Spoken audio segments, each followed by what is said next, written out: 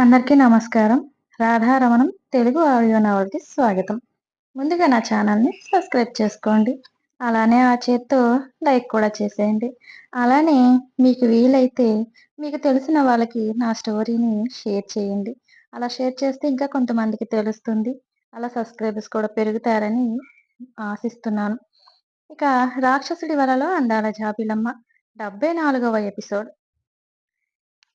ఇక్కడ కేశవ గదిలో కేశవ శ్యామని తన బిగి కౌగిటిలో బంధించి తన పెదాలలోని మకరందాన్ని స్పృశిస్తూ శ్యామని ఊపిరాడకుండా చేస్తాడు కేశవ. కేశవ అలా చేస్తూ ఉంటే శ్యామ తట్టుకోలేక ఊపిరి తీసుకోవడం కష్టమవుతూ చాలా ఇబ్బందికరంగా ఫీల్ అవుతూ ఉంటుంది శ్యామ. కేశవ్‌కి శ్యామ పరిస్థితి అర్థమై తనని వదిలి తన వైపే చూస్తూ ఉంటాడు. శ్యామ కేశవ్ వదిలిన వెంటనే గట్టిగా ఊపిరి తీసుకుంటూ తన పెదవుల నుండి రక్తం వస్తూ ఉంటే అది చూసుకుంటూ కేశవ్ వైపే గుడ్లు మిటకరించి మరీ కోపంగా చూస్తూ ఉంటుంది శ్యామ. ఏంటే అలా చూస్తున్నావ్? ఇంకోటి కావాలా? ఇవ్వనా అని చిలిపిగా అడుగుతాడు కేశవ. కేశవ శ్యామని చూస్తూ పర్వాలేదు. ఈ 2 సంవత్సరాలలో బాగానే ఉన్నావు అని తన నడుము తన చేతులలో ఇముడుపోతూ ఉంటే శ్యామ నడుముని సవరిస్తూ అంటాడు కేశవ. కేశవ అలా అనేసరికి గుడ్లు పెద్దవి చేసి విసుగ్గా తన నడుము మీద తన చేతుల్ని తీస్తూ భయంగా ఉంటుంది శ్యామ. కేశవ శ్యామని చూస్తూ ఏంటే ఇందాకేంటో అంటున్నావు? నీకు ఇంతకు ముందే చెప్పాను. ఇది మొత్తం నాది అని తన వేలితో తనని మొత్తం చూపిస్తూ అర్థమైందా? ఎక్కువ మాట్లాడకుండా నేనేం చెప్తే అది మూసుకుని చెయ్యి. కాదు కూడదని నన్ను ఎదిరించి మాట్లాడావో ఇంతకు మించి ముందుకు వెళ్ళవలసి వస్తుంది.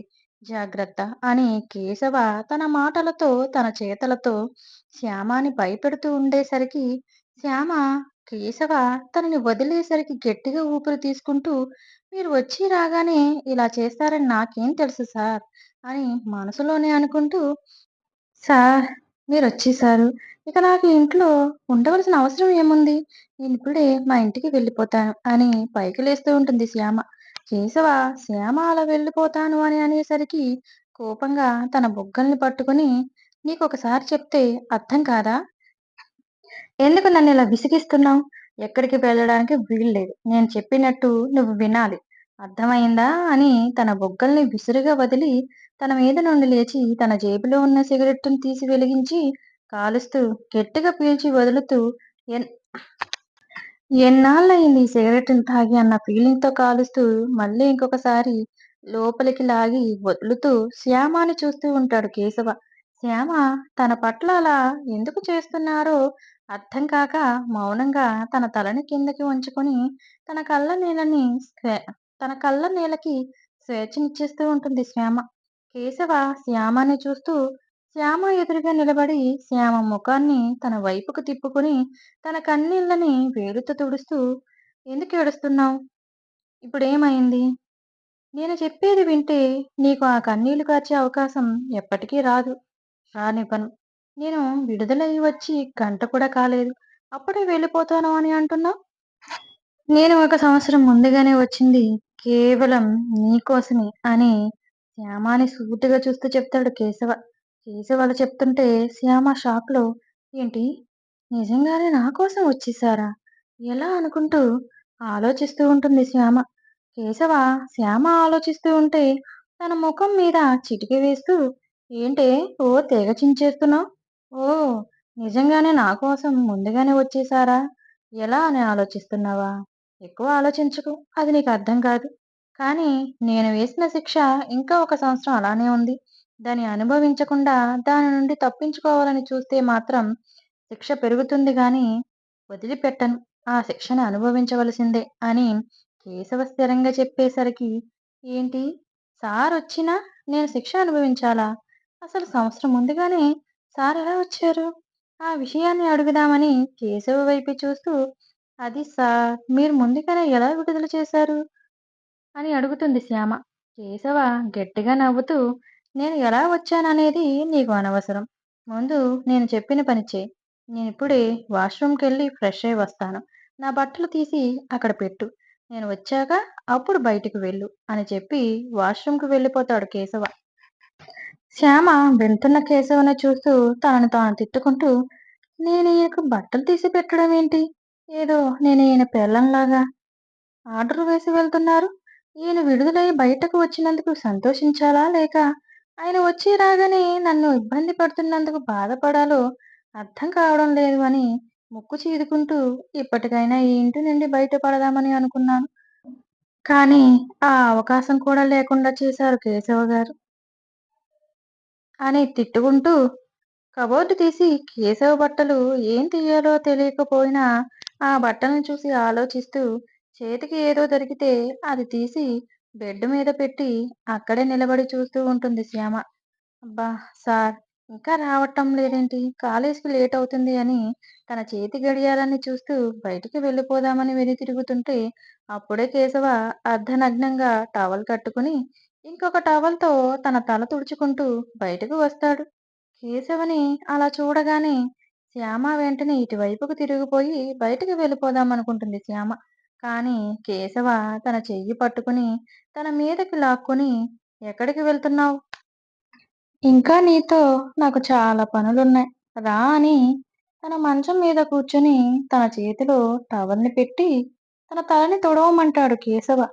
శ్యామ కేశవ అలా టవలు చుట్టుకుని అర్ధనగ్నంగా కనిపిస్తూ ఉన్న తన కండలు తిరిగిన శరీరాన్ని చూస్తూ గుటకలు మింగుతూ తన చేతిలో ఉన్న టవల్‌ని చూస్తూ అయోమయంగా కేశవని చూస్తూ "నేను మీ తల తుడవడం ఏంటి సార్" అని అమాయకంగా చూస్తూ చెబుతుంది శ్యామ. కేశవకి శ్యామలో అమాయకత్వమే నచ్చేది. తన ముఖంలోకి చూస్తూ తన పెదవిని పట్టి లాగి "నువ్వే తుడవాలి. ఇక్కడ ఇంకెవరైనా ఉన్నారా?" అని గట్టిగా కేశవ కసిరేసరికి శ్యామ భయంతో గబగబా కేశవ తలని తుడుస్తూ ఉంటుంది శ్యామ. శ్యామ అలా తుడుస్తూ ఉంటే కేశవ తన నడుమును పట్టుకుని కళ్ళు మూసుకొని అలానే ఉండిపోతాడు. ఎంతకీ శ్యామని వదిలిపెట్టడు. శ్యామ ఇబ్బందికరంగా తన మనసులో ఏంటి ఈయన? నా శరీరం మొత్తం ఈయనదే అన్నట్టు ఈయన ఇష్టం వచ్చినట్టు చేస్తున్నారు. దేవుడా! నేను త్వరగా ఈయన బారి నుండి బయటకు పడేలా చూడు స్వామి. ఇక నుండి ఈయన కంట పడను. చాలా దూరంగా ఉంటాను అని విసుగ్గా కేశవ తలని తుడుస్తూ అనుకుంటూ ఉంటుంది శ్యామ.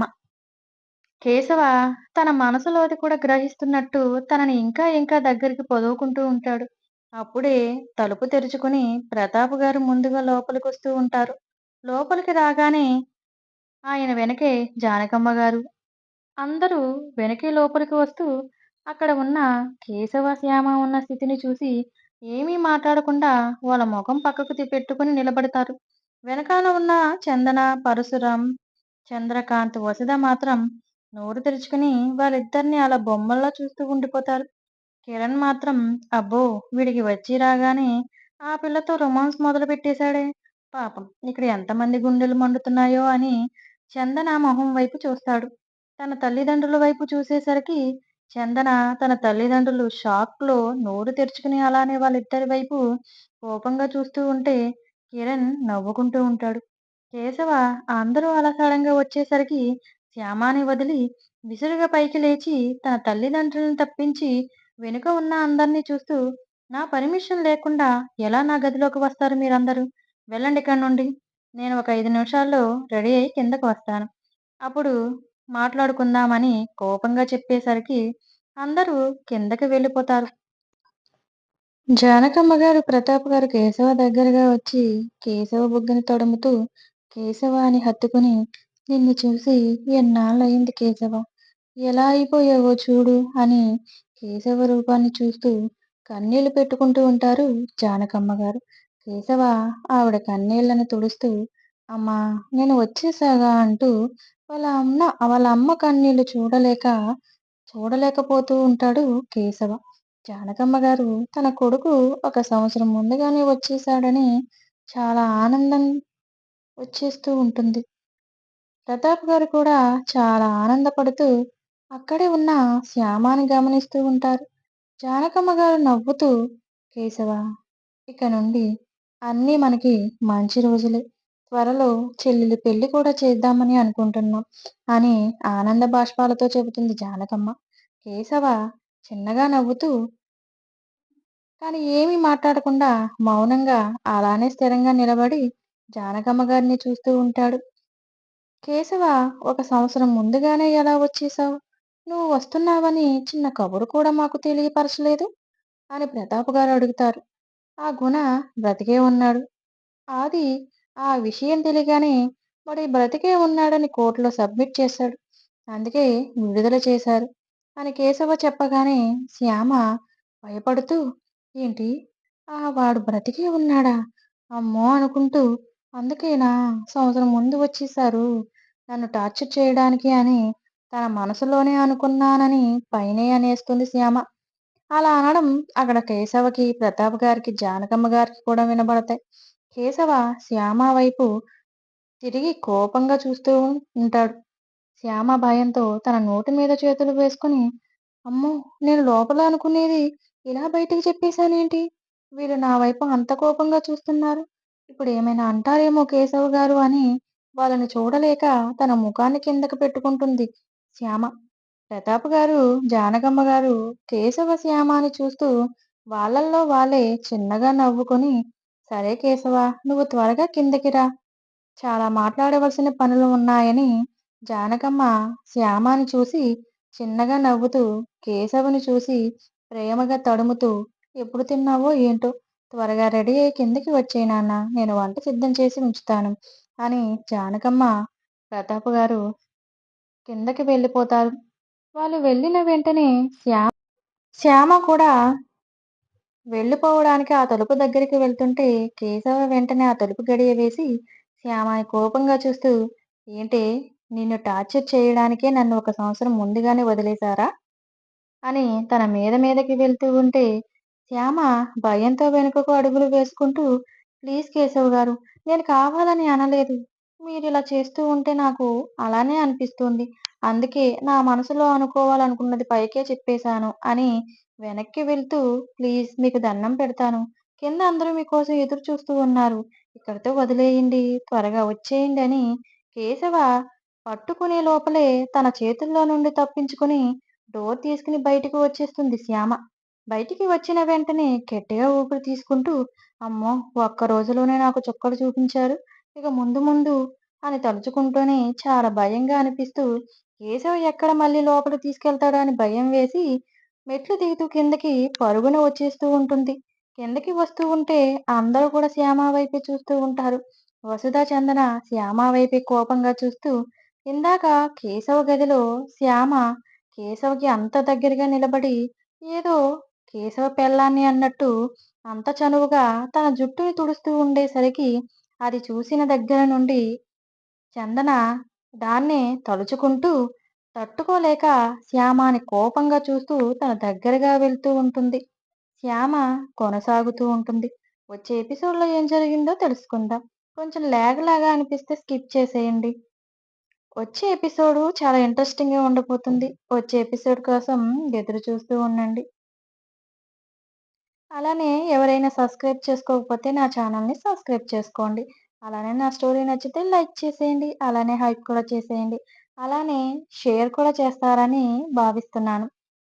మీరిచ్చే లైక్‌లైనా, కామెంట్స్ అయినా నాకు చాలా విలువైనవి. కామెంట్స్‌తో, లైక్స్‌తో నన్ను ప్రోత్సహించే అందరికీ ధన్యవాదాలు. ఇక వచ్చే ఎపిసోడ్‌లో కలుసుకుందాం. నమస్తే.